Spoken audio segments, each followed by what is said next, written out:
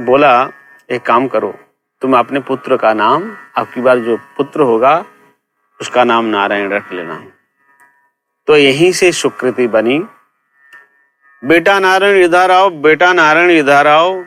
तो अपने पुत्र को नारायण नारायण पुकारते पुकारते पुत्र से बहुत प्रेम हो गया। अब पुत्र से पिता का तो प्रेम स्वाभाविक है, पर मृत्यु के समय जब आई, अजामिल चारपाई पे पड़ा हुआ है, यूं लेटा हुआ है, और उस समय उसने देखा जीवन भर उसने तो पाप किया है, जीवन भर पाप किया है। तो पाप किया है तो सामने देखा जम के दूत, चार जम के दूत आए, और ऐसे ऊपर उनका तो भैंसों की तरह सींग है, और ऐसे 4 काले कलूटे आए। और उस समय देख करके विकराल रूप चिल्लाने लगा, रोने लगा, अरे पुत्र नारायण बचाओ, पुत्र नारायण बचाओ, पुत्र नारायण बचाओ। हाँ, भगवान के दूत आ गए। भगवान के दूत 3 आए, साक्षात विष्णु स्वरूप, 4 हाथ, और देखने में बड़ा सुंदर। जम के दूत पूछा, तुम 3 चमकीले चमकीले कहां से आ गए? विष्णु दूतों ने पूछा, तुम 4 काले कलूटे कहां से आ गए? तो उस समय जम के दूत ने कहा, हम जम के दूत है। और विष्णु दूत ने कहा, हम विष्णु के दूत है। विष्णु दूत ने कहा, तुम क्या करते हो? बोले, जो आजीवन पाप करते हैं उनको लेने हम आते हैं। और यम के दूत उनको पूछा, आप क्यों आते हो? बोले, मृत्यु के समय जो नारायण नाम लेते हैं हम भाग के आ जाते हैं। मृत्यु के समय नारायण नाम लेते हैं तो हम आ जाते हैं। बोले, उल्लू और किसी को बनाओ, ये तो अपने पुत्र का नाम लिया है। विष्णु दूत ने कहा, अरे इसके पुत्र का नाम दिया किसने? संत ने दिया, साधु ने दिया। तुम्हें पता है ये साधु क्यों दिया है? इसीलिए दिया है इसका उद्धार हो। इसीलिए दीक्षा पद्धति में यही रीति है, कैसे भी इसका उद्धार करो। उनको पता था ये दीक्षा नहीं लेंगे, इसीलिए कैसे भी उसके मुख से नारायण नाम उच्चारण करवाएंगे, इसीलिए उनको मंत्र दिया।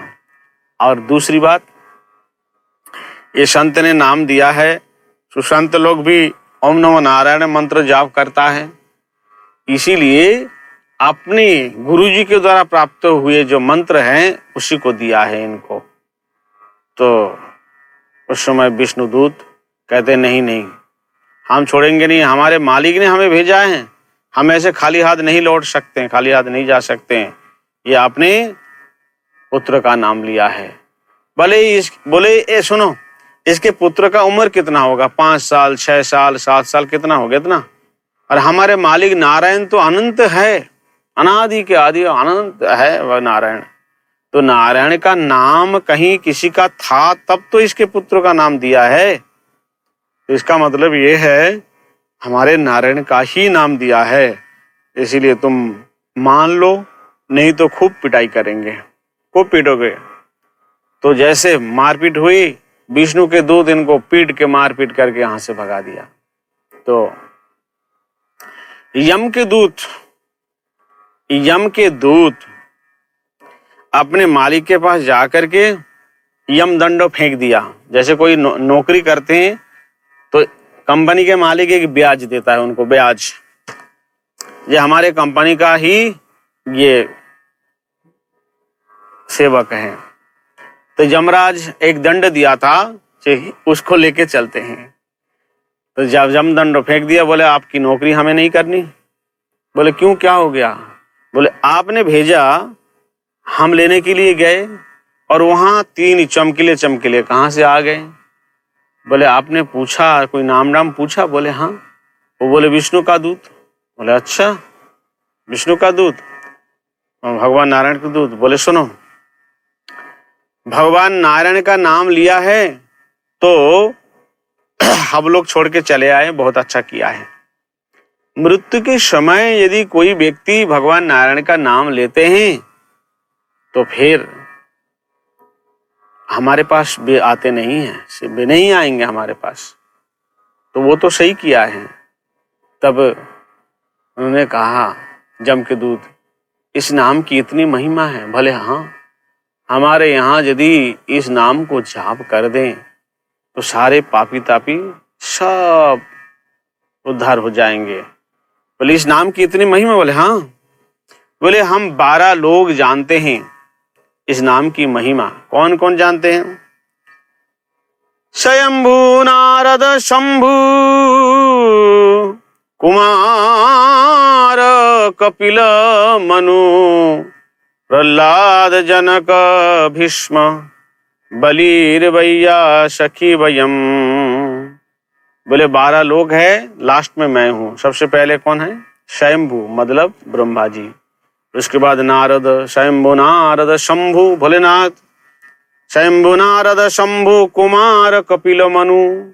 कुमार का मतलब है सनत कुमार, चारों कुमार, कुमार कपिल भगवान, कपिल मनु महाराज, कपिल मनु, प्रहलाद, प्रहलाद जी जानते हैं, प्रहलाद, जनक जी जनक और भीष्म, प्रहलाद जनक और भीष्म, बलि जानते हैं, बलि महाराज, और वैयासकी का मतलब है सुखदेव जी, वैयासकी, बलिर वैयासकी व यम मतलब लास्ट में मैं हूं।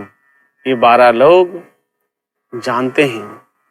तो हम लोग ये सोचते हैं मरने के बाद क्या है, मरने के बाद क्या है कौन जानते हैं। लेकिन शास्त्र प्रमाण है, शास्त्र समाज की, संसार की, भगवान की आंख है जिसमें साधु संतों को दिव्य दृष्टि प्रदान करते हैं, जिसके द्वारा हम भूत भविष्य वर्तमान सब कुछ जान सकते हैं। ये आध्यात्मिक साधुओं के पास आध्यात्मिक दृष्टि है। उस आध्यात्मिक दृष्टि के द्वारा हमारी गति क्या होती है ये सब हम जान जाते हैं। इसमें कई प्रकार का दृष्टांत है हमारे पास। एक बार हम धौलपुर में गए थे, आगरा के पास धौलपुर में कथा में गए थे, मुरैना धौलपुर। तो मुरैना के साइड में कथा में गए, वहां पे सुबह एक पंडित जी मूल पाठ करते थे। तो मूल पाठ में जो पंडित जी आए तो सुबह जैसे नहा धो करके आते हैं तो खाली शरीर में, खाली बदन में आते हैं। जैसे खाली बदन में आए तो मैंने देखा उसके पीछे, उसके शरीर के पीछे इतनी सी गड्ढा है। तो ये गड्ढा देख करके, मतलब इस प्रकार गड्ढा है मानो कोई गोली लगी हो उसमें। मैंने उनको पूछा आप तो ब्राह्मण हो, तो फिर आप कहाँ लड़ाई करने गए हो और आपकी पीठ पे तो गोली की निशानी है। बोले महाराज मेरा ये इस जन्म का नहीं है, ये निशानी इस जन्म का नहीं है। मुझे भगवत कृपा से पता नहीं पूर्व जन्म का सब कुछ याद था, पूर्व जन्म का सब कुछ याद था, मुझे सब कुछ याद है। तो बोले पूर्व जन्म में मैं एक डकैत था, चंबल घाटी में हम डकाती करते थे। लेकिन एक बार क्या हुआ, हम डकाती करके आ रहे थे, कहीं डाका डाल के आ रहे थे और रास्ते में कहीं रामायण हो रहा था। तो रामायण सुनने लगा मैं। रामायण सुनते सुनते मैं विभोर हो गया, राम जी की चरित्र सुन के मस्त हो गया। मेरे पास बंदूक था और अस्त्र शस्त्र सब कुछ मेरे पास, कारतूस भी था। उस समय किसी ने पुलिस को खबर कर दिया, पुलिस चारों तरफ से घेर लिया मुझे और सबको कहा तुम यहां से भाग जाओ। और मेरे साथ पुलिसों के साथ युद्ध चला और युद्ध चलते चलते चलते चलते उनके तरफ से मेरे पीठ पर गोली लगी थी और मैं वहीं तुरंत वहां पे मर गया था। तो रामायण सुनते सुनते भगवान की कृपा से जैसे रामायण सुनने के बाद मेरा शरीर नाश हुआ, दोबारा जब जन्म हुआ ब्राह्मण कुल में हुआ और पूर्व जन्म की बात सब मुझे याद थी। तो मैं अपने घर में परिवार में सबको बोला भी था ये मेरा ये पूर्व जन्म का परिवार है, चलो वहां से मिलने जाते हैं। मैं चोरी करके डका डाल के जहां से धन लाता था किसी के पास मैं रखता था और वे भी जानते थे। लेकिन अब ये दोबारा जन्म हुआ, जब जाके बोला तो ये बालक है, बालक की बात कौन मानेंगे, कोई नहीं मानता। तो इसीलिए जगत में लोग कहते हैं ये दूसरा जन्म नहीं है। कुछ श्रेणी के मनुष्य कहते हैं यूज एंड थ्रो, ये मतलब मनुष्य जन्म एक बार ही होगा, दोबारा होगा नहीं, यूज एंड थ्रो। लेकिन शास्त्र ये नहीं कहता यूज एंड थ्रो। यहाँ मीराबाई भी प्रमाण देते हैं। मीराबाई कहते हैं पायो जी मैंने राम रतन धन पायो, वस्तु अमूल के दी मोरे सतगुरु, कृपा करी अपनायो, पायो जी मैंने राम रतन धन पायो। तो राम रतन धन कहाँ से मिला उनको? बोले वस्तु अमूल की दी मोरे सतगुरु, सतगुरु गुरुजी ने उनको दिया। और कैसे दिया? बोली जन्म जन्म की पूंजी पाई, जग में सभी खोवायो, पायो जी मैंने राम रतन धन पायो। तो जन्म जन्म की पूंजी, ये पूर्व जन्म में ये पूंजी सब इकट्ठा करके रखा था, अब वही धन उन्हें मिल गया, गुरुजी ने उनको दे दिया। तो हम इधर कहते हैं एक ही जन्म होता है, एक जन्म में जो कुछ करना है कर लो और यूज एंड थ्रो। ऐसा नहीं, ये शास्त्र की बात नहीं है। ये संपूर्ण इस बात का कोई युक्ति नहीं है और इस बात का कोई भित्तिक बेस भी नहीं है। और एक दृष्टांत और है। किसी संत के मुख से मैंने सुना था, जो उनके सामने एक घटना थी तो उन्होंने मुझे बताया। उस संत ने कहा, बोले मैं गोवर्धन में परिक्रमा कर रहा था, करते करते मुझे प्यास लगी तो मैं किसी एक संत के कुटिया में गया। तो मैं भी संत हूं और वे भी संत हैं, उनकी दाढ़ी बड़ी बड़ी थी। तो मैंने देखा उस कुटिया में वो व्यक्ति बहुत रो रहा था, बहुत रो रहा था। तो संत ने कहा, मैंने उनको पूछा क्यों आप रो रहे हैं, इसका मतलब आपको भगवान का दर्शन हुआ, भगवान आपको मिले? बोले नहीं, आपसे क्या छुपाऊं, आपसे क्या बताऊं, मैं भगवान के लिए नहीं रो रहा हूं, मैं कोई साधु नहीं हूं। मैं अपने जीवन काल में ऐसी कुछ घटना घटी थी जिसके कारण संसार से वितृष्णा हो गया, अब मुझे जीने की इच्छा नहीं है। लेकिन मेरे सामने कुछ ऐसी घटना घटी है जिसके कारण हम भूल नहीं पा रहे हैं। बोले बताओ क्या घटना है? बोले हम परिवार में 2 भाई 1 बहन, बहुत गरीब थे। लोगों के खेतों में मजदूरी करके हमारी जीविका चलती थी और अपने परिवार में बहुत खुश थे, दिन मजदूरी करते थे। लेकिन एक बार क्या हुआ, एक व्यक्ति गाय भैंस बेचने वाला, वो बेचते हैं और खरीदते भी हैं। तो वो घूमते घूमते हमारे खेत में आए और खेत गांव से काफी दूर थी। तो फिर पूछा हमसे, बोले देखो मैं एक व्यापारी हूँ, गाय भैंस खरीदता हूँ तो और बेचता भी हूँ। तो यदि तुम्हें कोई भैंस बेचना है तो हमसे संपर्क करना, और यदि खरीदना है तब भी संपर्क करना। तो उनसे तो वो संत ने बोला, मैं तो बड़ा हूं घर में, परिवार में। मैंने उनसे कहा मेरे पास एक भैंस है तो मैं बेचना चाहता हूं, वो 4 बार ब्याही है, उस भैंस का 4 बच्चा हुआ है। तो बोले ठीक है, एक बार दिखा देना, यदि उचित लगे तो मैं ले लूंगा। बोले ठीक है, तो आप एक काम करो, थोड़ा बहुत आप आराम करो वृक्ष के नीचे, और थोड़ा काम रह गया, इस काम को करके हम आपके साथ चलेंगे और भैंस को दिखा देंगे और घर में जाके चाय पानी भी हो जाएगी। बोले हाँ। बोले ठीक है। तो वृक्ष के नीचे बैठे बैठे ऐसे यूं वृक्ष में ऐसे पीठ लगा के थोड़ा सो गए। जैसे सो गया वो,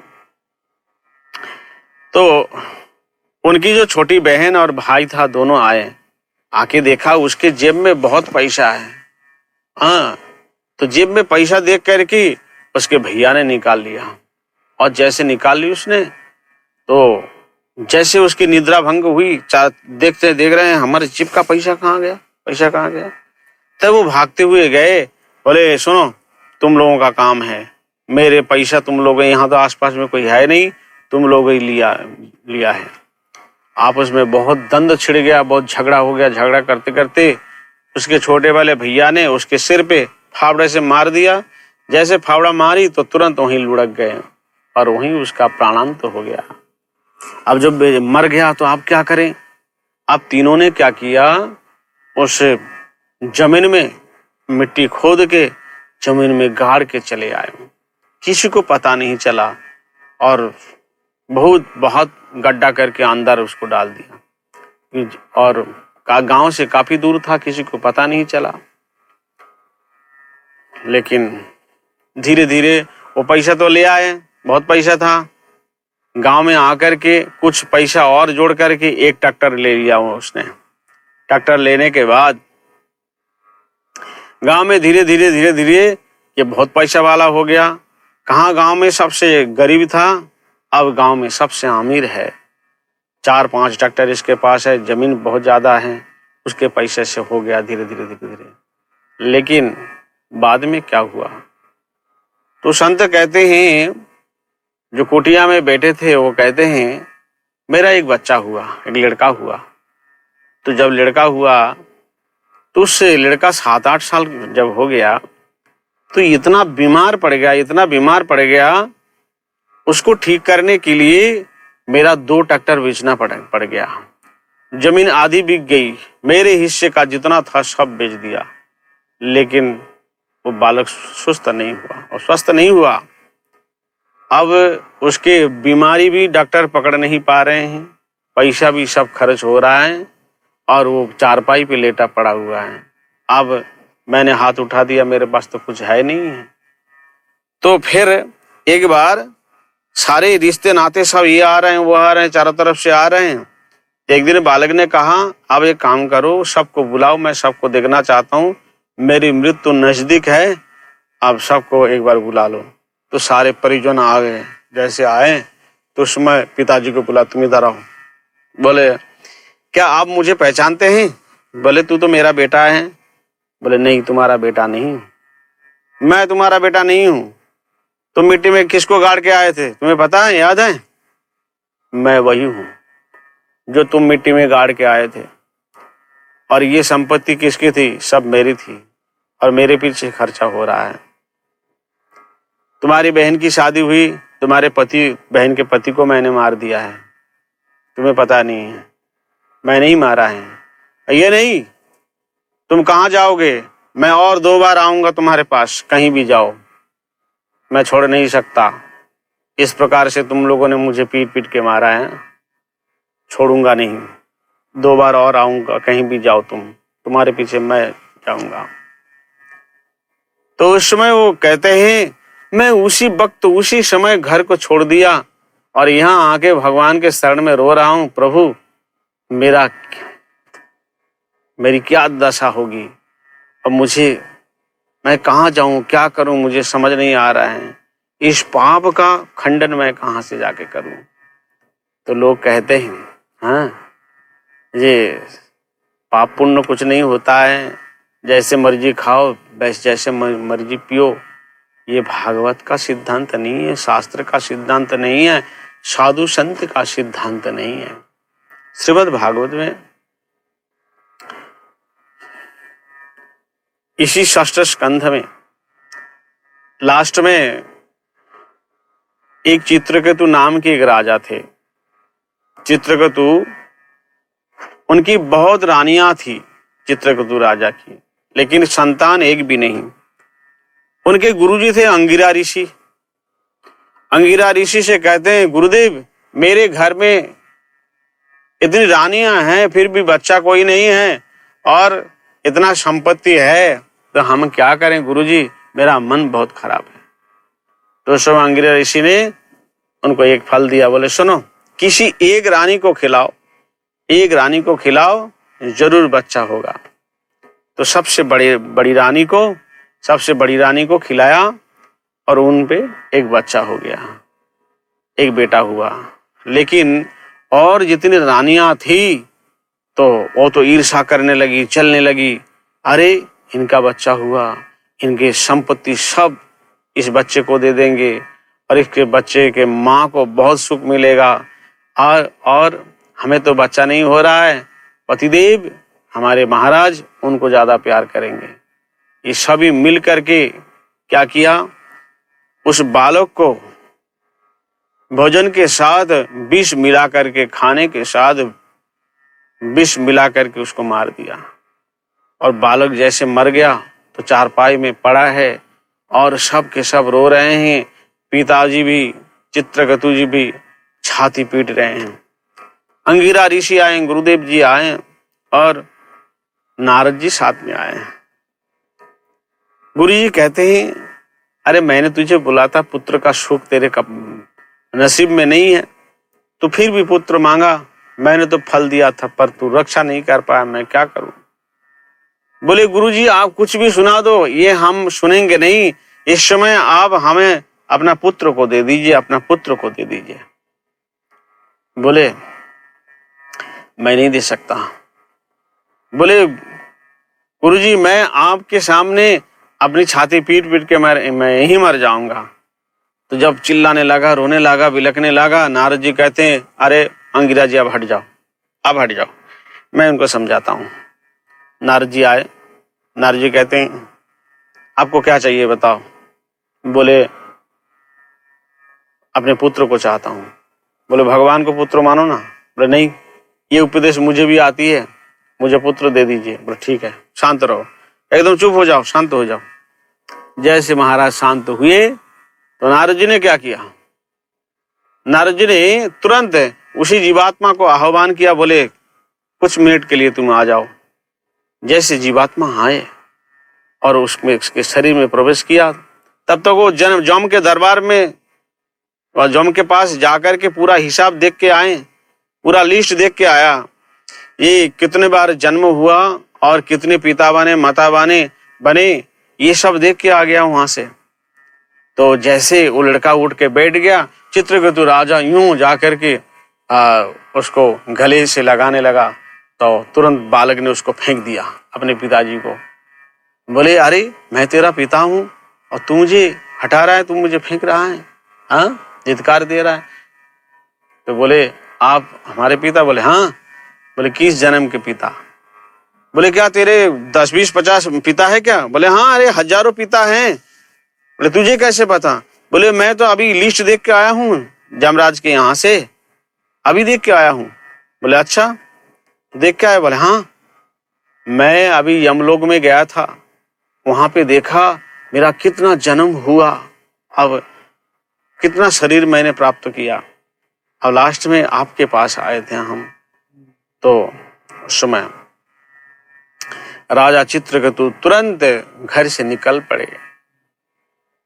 निकल पड़े और तपस्या करते करते करते विद्याधर गति प्राप्त कर ली उनने।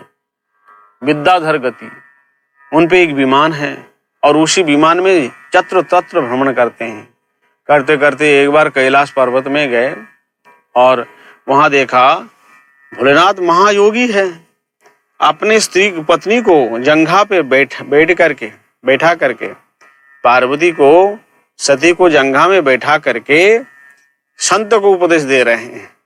उस समय ये राजा चित्रकेतु विद्याधर गति प्राप्त कर ली थी और भोलेनाथ की ये दशा देख करके भोलेनाथ को भला बुरा कहने लगा। अरे संत को, साधुओं को उपदेश दे रहे हैं अपने पत्नी को गोद में बैठा करके। तो भोलेनाथ तो आशुतोष है, वो काम विजयी है, उनको पता है, हंसने लगा। लेकिन सती से नहीं रहा गया। बेटा तुम भोलेनाथ जैसे वैष्णवानाम यथा शंभु, उनको जानते नहीं हो, उनको तुम भला बुरा कह रहे हो, हैं? पता है तुम क्या कह रहे हो? जाओ तुम असुर जनी प्राप्त करो। तो वही तो वृत्रासुर बना था, चित्रकेतु राजा वृत्रासुर बने थे ना। इसीलिए हम ये सोचते हैं मरने के बाद क्या है, यहाँ मरने के बाद क्या है, कौन देखने आता है? तो उद्धार होने का क्या रास्ता है?